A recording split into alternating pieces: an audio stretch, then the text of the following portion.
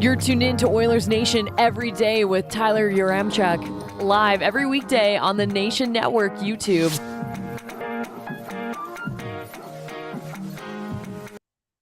We are live. It's Oilers Nation every day on the weekend. Happy Saturday, everybody. The Oilers are at home against a team with 2 regulation wins in 31 games. And they could potentially be going up against a goalie with a 4.02 goals against average on the year and 7 career appearances.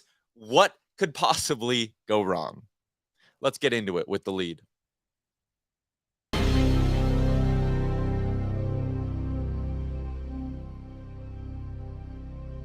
It is the lead, brought to you by our friends at Soho Yeg. Check them out on Jasper Ave. It's a great game day to go hit up our friends at Soho. Not $8 gets you a pint and a slice. The game is on their 100-inch screen. Maybe you can't make it for the game this afternoon. 2 o'clock start. Oilers and Ducks tonight. It's a great music spot as well. Check out their website, sohoyeg.com. The lead today.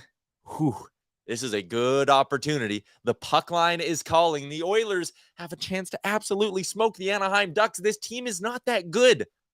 Not that good is putting it nicely. They are flat out terrible. They are tanking for Connor Bedard, and they are doing a damn good job of it.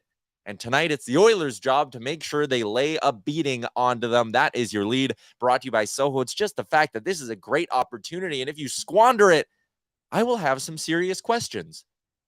You can't lose this game. Just like how I said the expectation was to go up against the Arizona Coyotes on home ice a couple of weeks ago and just lay the boots to them. The expectation tonight is to go out and beat the ever-loving hell out of the Anaheim Ducks this afternoon. Whatever, you get it. It's a matinee. Sometimes the Oilers don't like to show up for these, but that can't be an excuse tonight. This is a great chance for the Edmonton Oilers to go out, get a big win, and get that goal differential nice and just fluff it up a little bit. Oilers Nation every day, as always, live on the Nation Network YouTube channel. Shout out to everyone jumping in the chat right now. We're going to get to our guy, Liam, to figure out what our light goal is for today. Liam, happy Saturday. You're going to the game today. How fired up are you? I'm going to the game. I've only been to one of the game this season, and it was the Buffalo game early in, what was that, game 3 or 4 of the season? So I'm ready. I'm ready to go. I went to a Ducks game last year. I think the final score was 7-3 or something. So that was great. So I'm hoping for a big one. A nice little afternoon down at Rogers Place. Tyler Mulick's in the chat. Let's go Oilers. Are you saying point night? No, Tyler. I'm saying point afternoon. This team is not that good. We'll get into it in just a second. Guitar Maniac, spin the wheel of effort. What team shows up today? And the thing is, even if the Oilers don't play their best hockey today, you should still be able to win this game by 2 or 3. That's how bad the Anaheim Ducks are. Liam, what is our light goal for today? Let's go with a nice 55 for Dylan Holloway. I've got a sneaky feeling he's going to grab a goal today. So we'll go with 55. And for Dylan, old Dylan Holloway. Sure. Yeah. Why not? 55. If you're watching on the Nation Network YouTube, go hammer that like button here on a Saturday afternoon and see if we can hit our like goal of 55. TC says it's dry duck hunting season. I love it. Can't stop, won't stop. Chychrun or Fowler? Which would you choose? I'm going to stop this Cam Fowler stuff dead in its tracks. This rumor is not even going to get off the ground. I'm going to, like the game Duck Hunt. It's floating up. I got the orange gun in front of the TV. Bang. I am shooting that duck dead. You know why? Because it just doesn't make sense. This guy is 31 years old. So expensive. 31 years old. $6.5 million for 3 more seasons after this. Is he a good defenseman? Yes. Would he help the Oilers? Would he make them better? Sure. He has a modified no-trade clause that allows him to submit a list of 27 teams he won't be traded to. An American-born veteran defenseman who signed long-term in Anaheim. I'm going to go ahead and say, Liam, the chances of him having Edmonton as one of the 4 teams he'd accept a trade to, pretty slim. Extremely, extremely slim. I mean, I would love, hey, no one's saying here that we don't want Cam Fowler as an Edmonton Oiler. That would be great. But it just doesn't make any sense. The Oilers can't afford him. There's other targets available. Like you literally said, like Chychrun or Fowler. Chychrun. The answer is Chychrun. That's who I'm taking over those 2. Getting some news from the Oilers here. Warren Foegele has been activated from IR. Brad Malone has cleared waivers. He's been loaned to the Bakersfield Condors. So Warren Foegele will be in the lineup this afternoon as the Oilers take on the Anaheim Ducks. It is a Sherwood Ford Giant Game Day. We don't have a ton to know, or we don't know a ton in terms of what the Oilers lineup could look like this afternoon, Liam. But if you had to take a guess, or if you were in charge, let's do that. If you were in charge, how would the Oilers line up? Where would you slot Warren Foegele in his return to the lineup? I think it's interesting because when he left the lineup, he was in the top 6 role, right? Like he was playing on that left. Yeah. So I don't think you slide him right in there immediately. I would imagine he maybe goes in on the third line, which I guess kind of defeats the point of the light goal of 55 because that probably pushes Holloway down the lineup a little bit. But then also maybe Costin, like maybe it's hard to say. Maybe you do just put him right there on your second line and push Yaremchuk down because he's kind of more flexible. You can play him on the third line on the right wing too if that worked, and then you put Foegele right into the top 6, and maybe this gives you a chance to move Draisaitl back to the second line and maybe put Nuge on the top line with McDavid and Hyman.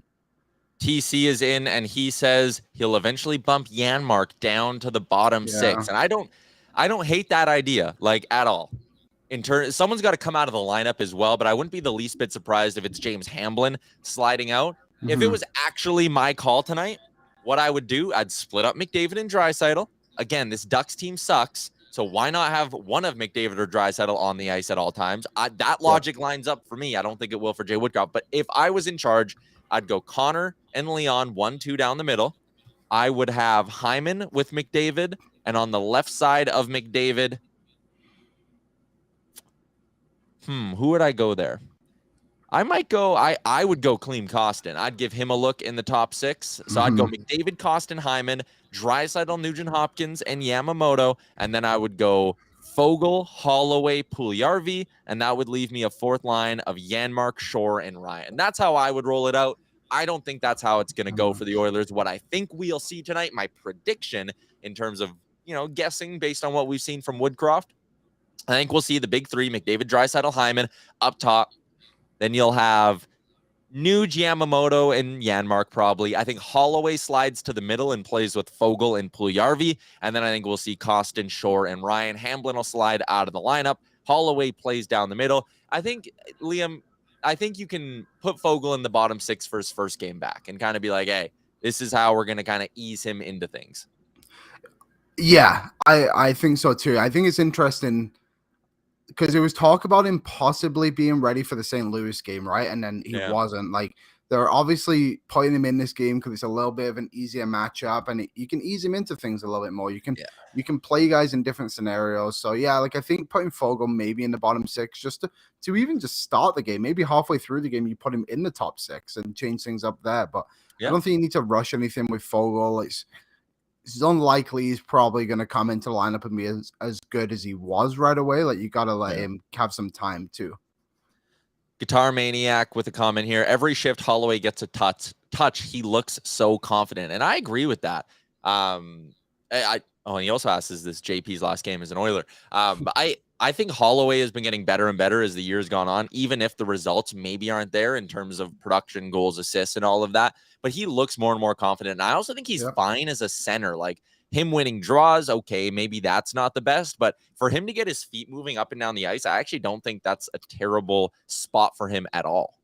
I agree. Like, we saw it for a couple of games, obviously, this season. I know watching him in the Alberta Junior Hockey League, he played center both years. He was with Okotoks and then transitioned to wing when he went to Wisconsin. So this is something he grew up as a centerman. Like, it's not something that's unnatural for him to do. So maybe if the Oilers do want to maybe add a bit more depth to him, and like you said, like, he's been playing pretty well. I would say since probably the New York game, he's had a lot of chances. I think it was Washington too, is the game where he specifically spoke about how many times he was impactful when he was on the ice. So he's really growing into his role with his team and just adding more depth to the lineup. And even in the last game, he was the one who set up Devon Shore, right? Like, right for the empty net. That was Holloway. So he's doing it with players who literally can't even hit the net at the moment, unfortunately, for Devon to score. But, he's going to, I think you've probably got to put him with better players eventually. I think he might look good besides Nugent Hopkins, to be honest, someone who kind of calms the game down a little bit more and eases things around. Yeah, I wouldn't be totally against Draisaitl, McDavid, Hyman, Holloway, Nuge, Yamamoto. Mm-hmm. But then the only issue is you don't have anyone else to really play center in your bottom six, right? Like they seem pretty set on on Derek Ryan being a winger. Janmark's not a center. You just run out of those center options. So I feel like you need to shift Holloway to the middle unless you want to keep Hamblin in and you're taking Devin Shore out of the lineup, which I would do. I don't think Jay Woodcroft's doing that. Do you think it's interesting? Derek Ryan has basically been a winger all season, and and Shaw has been the center. Like last season, it was completely flipped. But I think Shaw's actually been pretty solid in the faceoff dot. But I do find that intriguing because we spoke about how I can't remember Derek Ryan's a righty, yeah. So we spoke about how he's the only right-handed centerman on this team, and that's why he should be not put on waivers. And then they're not even playing him at center. Like, I think it's just like a little thing that's kind of caught my eye throughout the year. Yeah, he's okay as a center. You can have him take the draws and have him not play center, right? Which is, I think, the smart way to play it with Derek Ryan, because you're right. Having a right shot guy who can win draws is important based on the side of the ice, but he doesn't move well enough for me to be a full-time centerman, so that's why I don't mind it. Yeah. But that is interesting because they definitely did sign him to be kind of their 3C, and it just didn't end up working out. Fogle back. Marcus Niemelainen called up yesterday, and I thought that was really interesting as well. Just, I wonder if someone's just a little bit nicked up and they did it as a precaution, and if they have to slide him back down, they'll slide him back down right before puck drop. But we haven't heard anything necessarily about that. I've liked Philip Broberg, though. He had a rough game. I get it. He's coming off a rough game against St. Louis. He had a couple bad turnovers and all that. But I kind of like him. I think Broberg's been fine. Like last game, we spoke about how they should probably give him some more minutes and not just 8 minutes. And I know our boy Bruce Kurlock was kind of tweeting about Niemelainen last night and just saying it's interesting because he was sent down to work on his puck handling skills. And from what he said they haven't really got that much better. So it's interesting, especially when you have Ryan Murray just sat there. Like Ryan Murray hasn't. I don't remember the last game he played, to be honest. And if you want to go with 7 defensemen tonight, then just put Ryan Murray in the lineup. If that's I feel like that feels like the plan. It feels like they're going to go to 7 defensemen and take the ease off Nurse a little bit. But then you call up Niemelainen. It feels very strange. So I wonder if there is a bit of a bug going around. Maybe. How many weeks has it been since they did the autograph session at the mall? But Ryan Murray hasn't played. Ryan Murray has been out of the lineup longer than Warren Fogle, and Murray's been healthy the whole time. So go figure with that. Do you know what, with Murray, I actually don't mind him going forward. Offensively, he does all right. But defensively, he's such a massive liability. And the Oilers have too many guys who are like that, which is why he's not in the team. Reaper says Murray gets the Ducks game because they're easier, probably. But I view it as a chance to give Broberg some meaningful minutes against what's basically an American Hockey League team. Drew Breezy, sorry I'm late to the party. You boys think Nurse should be benched for a portion of the first? No, we're not doing that. They're not benching Darnell Nurse. It's just, it doesn't do anything at this point. Darnell Nurse knows he messed up. What point are you proving by sitting him for 15 minutes tonight, other than potentially putting yourself behind the 8 ball? Let him play through it. He's a vet. You have him signed. He's a part of your core. Sometimes you got to teach young players lessons. Darnell Nurse isn't a guy that you should have to teach that lesson to at all. So no, we're not doing that. They shouldn't bench Darnell Nurse. Guitar Maniac says, I hate the treatment of Broberg. Shit or get off the pot. Either play him or trade him. That doesn't make a ton of sense to me either, if I'm being honest. Not to be attacking the YouTube chat too much today, but Broberg's played like 7 games in a row or something like that. 8 games in a row. They're playing him. They are playing him. Even if he's not playing 20 minutes a night, they're playing him and he's getting NHL experience. Yeah, I think it's important just to ease these guys into it. The Oilers aren't. Like I said, I want Broberg to play more, but you don't need to play him as a top 4 defenseman right now. The Oilers might struggle defensively, but they do have NHL defensemen and not in a bad spot to be putting guys like Broberg in bad spots. Yep, totally. Broberg played 8-17 last game, but before that, it was a 4-game run of being over 11 minutes in each of them. Actually, it was longer than that. It was 1, 2, 3, 4, 5, 6, 7 straight games before that where he played north of 11 minutes. There was also a 3-game run in there, Washington, Arizona, and Minnesota, where he was over 15 minutes in each of those games. So they are playing him. Question in here, do we know who's starting in net? We do not know who is starting in net. But that's an interesting debate topic here. We're going to find out in like an hour and 15 with who leads the team onto the ice. I would go with our guy, Jack Campbell, Liam. You got to play him eventually. This is an easy matchup. I'll get more into that in a second. And Jack Campbell is coming off a good game against the Nashville Predators. So I think you can kind of reward that a little bit. He faced 32 shots. He stopped 29 of them. I've been saying now the goal every game for Campbell is to just keep that save percentage above 900. Don't care how ugly it is. Don't care how he gets there, keep it above 900. And he did that. He gave up an early goal. It wasn't a great goal, but from that first shot on, he had a 967 in that hockey game. I go with our guy, Jack. Liam, who do you start tonight?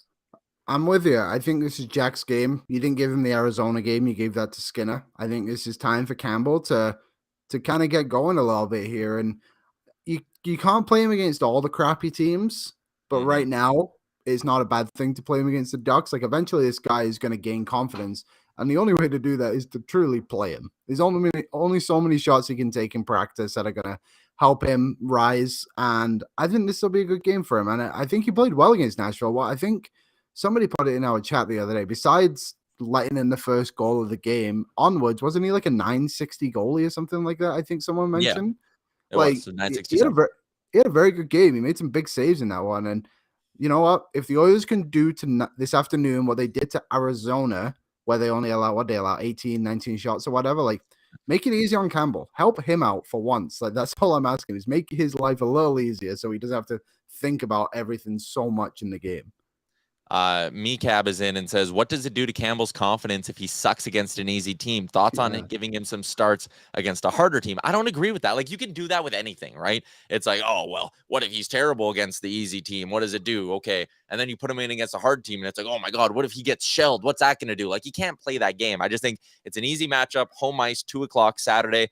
Roll with Jack Campbell. You got to start getting him a few more starts. You don't want to wear out Stuart Skinner. Skinner's your starter. Skinner's probably going to play 45 to 52 games this year. You need to give Campbell some work. Like, even if Skinner's going to play 50 games, that means 3 out of every 8 got to go to Jack Campbell. Give him this start. It's an easy spot. Yeah, exactly. Like, I think Campbell will be fine, and the others are going to need him. Like, at one point this season, Jack Campbell will be the guy for this team. I guarantee it. And he's already had tough starts this season too, and he's done well in some. Like, he beat the Tampa Bay Lightning. He beat the Tampa Bay Lightning. Like, this is a guy who's just in a bad spot, or has been in a bad spot. I think he's actually kind of getting out of there a little bit now. And when you look at the upcoming schedule, after this game, they have the Preds, the Stars, Vancouver, Calgary, Seattle, Winnipeg. The others are going to need him for at least 3 of those games. And I would say all those teams are pretty solid. Maybe not Vancouver and Nashville, but they're good NHL teams at least, right? There are no dumpster divers there. Drew Breezy 619. I think that's a name we haven't heard. That might be a unique username, Liam, in the sense that it's his first time watching. So welcome to Oilers Nation every day. He says, I'm hoping the boys don't sink down to the Ducks level and take this lightly. Last thing we need is to see Zegras pulling something off and making the boys look terrible. Yeah, I mean, you can't. Any team can beat any team. It's the NHL. But what I'll get into here is just exactly how awful the Anaheim Ducks have been this year. Also, we're getting close to 100 viewers. If you're watching on YouTube, hammer that like button for us as well. We are 19 likes away from the goal. Anyways, the Anaheim Ducks. They have 2 wins, Liam. 2 regulation wins in 31 games. All their other wins are OT wins. They sit dead last in the NHL in points percentage. That's terrible. Let's go a layer deeper. They've only scored 75 goals this year in 31 games. The Oilers have 112. The Oilers are the second highest scoring team in the NHL. The Anaheim Ducks have the second worst goals for per 60 at 5-on-5 and the second worst goals against per 60 at 5-on-5. They basically don't do anything well. They have the worst shots against per 60 at 5-on-5. They have the 4th worst shots for per 60 at 5-on-5. Terrible, terrible, terrible, terrible. Basically, pull up any stat you can think of with this Ducks team, and they are right near the bottom of the league. Their power play, brutal. Their penalty kill, brutal. Their penalty kill is historically bad at 67.3%. They're all sorts of bad. Like, you think Arizona's bad? Anaheim takes it to another level. This team has no interest in winning hockey games this season, and it shows. They have a lame duck coach in Dallas Aikens, who there's no way he's going to be coaching this team after this season unless they say, hey, we're not winning next year either, so why don't you just stick around? They're terrible. They're terrible in every sense of the word. Yeah, I mean, there's not much else to add there. They are in no position to want to win hockey games, and rightfully so. Like, why should they? The Connor Bedard is sat right there for them, and if they don't get him, there's about 2 or 3 other guys who are franchise chasing players too in this upcoming draft. Like, if you're a bad team, you shouldn't want to win any games this season. You're probably hoping you go 0-82, and I think that's kind of where Anaheim are right now.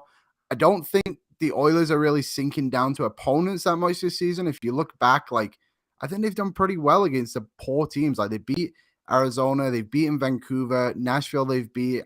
Have they played any other bad teams? I feel like every team the Oilers have played this season has been very, very good so far. So yeah. I'm not worried about them sinking down. I think they'll be perfectly fine. And especially if Draisaitl and McDavid are playing together, like, come on, like, those guys, do they ever sink their level? Like, they're probably looking at it like, oh, I might be able to get 4 or 5 more points tonight.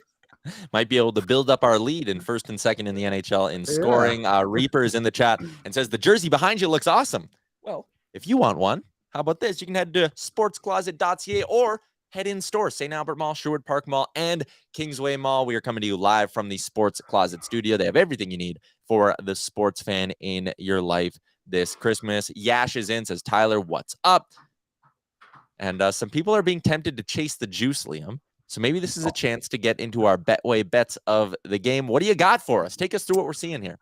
So this is basically just the standard ones, obviously. Money line, unplayable. Puck line, I mean, you got to hit it. Minus 135. I know it's not awesome. I was actually looking at minus the puck line 2.5. I think that was plus 120. And then the over, I think the Oilers could hit that on their own, to be honest. And I'm also looking at a Zach Hyman goal. And obviously, I said on the top of the show, I got a good feeling about Dylan Holloway tonight.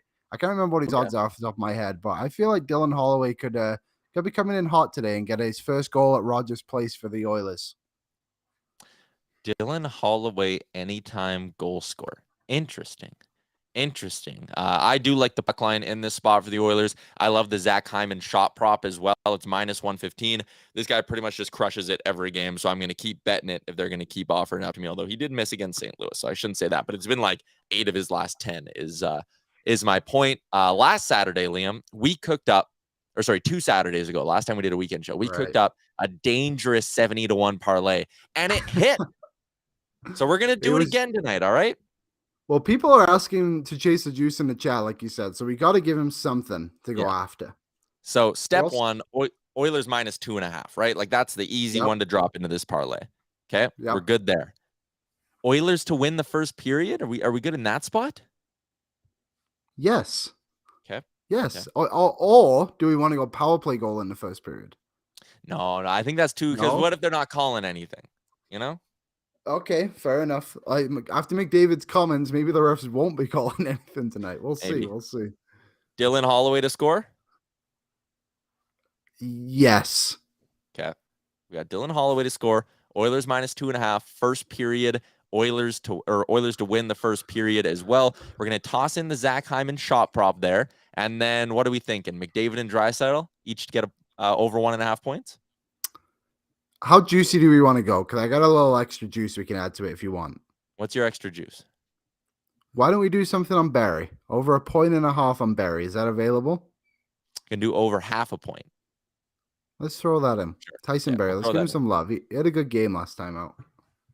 All right, there you go. We are locked in. It is 60-1, Liam, is our Oilers parlay for today. We are doing Oilers minus 2.5, Oilers to win the first, Holloway to score, Hyman shot prop, McDavid and Draisaitl each to go over 1.5 points, Barry to pick up a point as well. Locked and loaded, a little 60-1 parlay. How's that for chasing the juice, YouTube chat? Hammer the like button as well. Yeah, we're 6 away from a Dylan Holloway goal guaranteed. Yep. Jilly G, Tyler. Oh, go ahead. I was literally going to read the same one, so you go ahead. We need more trade talk, or is it not happening today? I don't think teams really read that much into it, right? Like, I don't think they're like, oh, we need to make a trade just because we're in the same building tonight. I think the Ducks like Puljujarvi. I think he's a guy who makes a lot of sense for them. Like Frank said earlier in the week, Pat Verbeek is not flying more or less across the country to watch 2 Oilers games back to back unless he has someone very specific in mind. So could it make sense for it to happen today? Yeah, I get it. I'm just not sitting here holding my breath, like watching my tweet deck refresh, going, oh, when's the trade coming? When's the trade coming? And I also think if you're hoping for a big trade, if you're hoping for Puljujarvi straight up for Comtois, if you're hoping for Puljujarvi for Klingberg at 50% retained and some picks, I think you need to set the bar a little bit lower. I think you need to be prepared that it's Puljujarvi for a 3rd round pick. Don't get your hopes up is what I'm saying. Or Troy Terry, either one. One or the other. You know, you're in timeout for 10 seconds. I'm going to read 2 comments, and you're not allowed to chime in on them because you keep bringing up Troy Terry. We need 5 more likes as well. Our boy Yash is in, says, I'm going to say 5-1 for Edmonton if Stu's in net. Leon Hamblin, RNH, Yamo, and Nurse Redemption Tour. I'm kind of with Liam, though. I don't mind going after the over in this one because if the Oilers, who again are taking on a guy by the name of Lucas Dostal, who has a 4.02 goals against average this year and has only played in 7 career NHL games. Come on. Brendan Wozniak, no relation to Matt, says puck line, Hyman and McDavid shots, Hyman assist, Draisaitl and McDavid 2+ points, same game parlay 10-1. I like that. That is kind of spicy. Shout out to our friends at Betway 19+. Please play responsibly. Liam, if you can behave, you're allowed back. I'm back. We need 3 more likes, people. Come on. Let's get him for Holloway. We're also at 94 viewers on YouTube. And if you include the other platforms, because we do stream on Facebook and Twitter as well, we are well over 100. So we are cruising along today on a Saturday edition, a Sherwood Ford Giant Game Day edition of Oilers Nation every day. The show today brought to you by the Sherwood Ford Service Center, where customers have got a lot to love about their new Ford mobile service. Click the link below in our bio or in the YouTube bio to book an appointment with a journeyman mechanic at your home, in your office, anywhere in the Edmonton area. They will come to you, and then you just sit there at work. I could have someone upstairs right now working on the Nation truck out on my driveway while I'm at work. It's great. Shout out to Sherwood Ford. Tyler Mulick says he hit the like button, or we hit our like goal. There we go. Shout out to everyone on YouTube. Keeping the streak alive. We should have something where we're counting how many days in a row we hit our like goal. Yash says Puljujarvi in a second for Klingberg at 50%. That's not enough for John Klingberg. I think the Ducks are eyeing up a 1st rounder for him. I know he's not playing well right now, but I do think Klingberg. Well, no, who is playing well on that team? Yeah. Oh, that's a good point. Yep, that is a good point. Someone earlier asked what we think the cost is for Gavrikov. Word is the Blue Jackets want to get a 1st round pick as well. And the reason I think you might be smart to wait a little if you're the Edmonton Oilers on the trade market is there's a lot of teams stuck in like a weird purgatory right now where they don't know if they're buyers or sellers. They don't know if they're in the race or if they're going to fall out of it. They don't want to sell off because what if they win 8 of their next 10 and all of a sudden they're in a playoff spot? Last year it was cut and dry. We had our buyers, we had our sellers. There was really no one in between except for like Vegas and Vancouver. Mm-hmm. The East was set at this point last year. So it allowed teams to kind of set their price and stick to it. This year, I don't know how many teams are going to want to go all in at the deadline. This is also a great draft class coming up. So if you're going to move your 1st round pick, you have to be pretty damn sure you're not going to fall out of the race. So I'm not sure how many 1st round picks are going to be thrown around at the deadline. You also look at the amount of talent that could be available. Let's say St. Louis falls out of it. Tarasenko's on the block. O'Reilly's on the block. Chicago's got Taves and Kane on the block. San Jose has Timo Meier on the block. The Canucks have Bo Horvat on the block. That's 6 impact forwards. You look at the blue line, there's John Klingberg. There's potentially Joel Edmondson. There's Vlad Gavrikov, as well as a slew of other names sitting right below those guys. And I just rattled off 9 players. There aren't going to be 9 first-round picks dealt at this deadline, which means some teams are going to have to settle for different packages, which does make it interesting. Could the Oilers look to move? What does their second get them? What does the package of their second and third get them? Will Vlad Gavrikov go for a 1st at the end of the day? I don't think so. Would the Blue Jackets need a 1st right now to move him? Absolutely. So if you just wait, play the game a little bit, keep going until the deadline, I think the prices will come down a little bit. Yash says, first Gavrikov, we need a solidified top 4 D-man, not Vlad Gavrikov for a first-round pick. That could be used elsewhere. Yeah? It's a lot. Last year, second got you Kulak.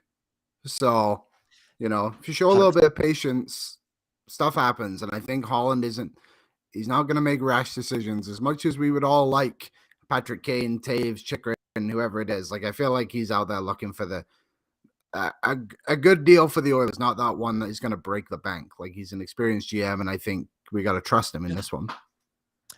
Luke Shen is coming up in the chat a lot here. I know Tyler Mulick is big on Luke Shen. He's in the chat almost every show asking for him. And hey, that's not a terrible idea. Because again, Luke Shen probably costs you a 3rd-round pick. Maybe Luke Shen costs you a 3rd-round pick and Marcus Niemelainen, right?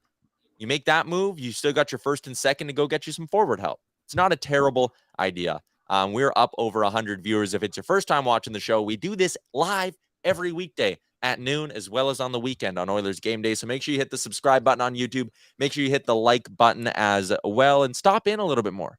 Drop in the chat. Maybe it's your first time watching. I love hearing people who it's their first time watching. I think we do have a few today, by the way. Drew Breezy would still love to see Max Domi playing for the Oilers. Yeah, no, I mean, Liam, that's your guy as well. Yeah, I mean, he brings that team toughness people are clamoring for around here. Can score goals.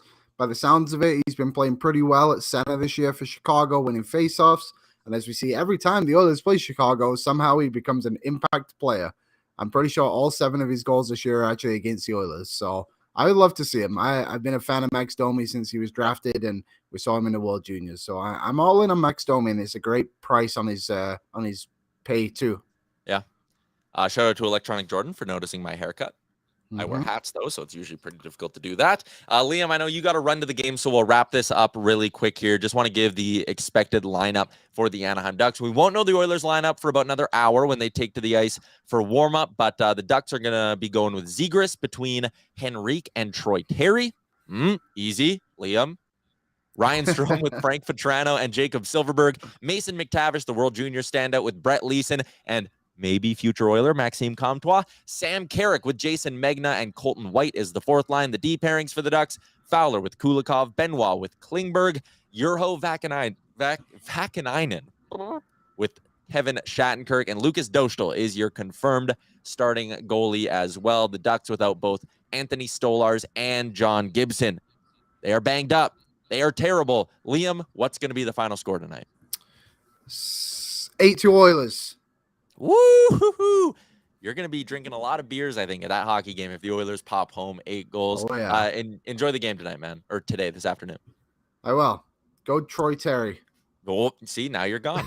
All right. Shout out to Liam, who's heading off to the game. Shout out to our friends at Sherwood Ford. Once again, the link is in the YouTube description of this video if you want to find out more about their fantastic mobile service. It's great. Sherwood Ford, the Giant. Follow them on Twitter, Sherwood Ford. Instagram, Sherwood Ford, the Giant.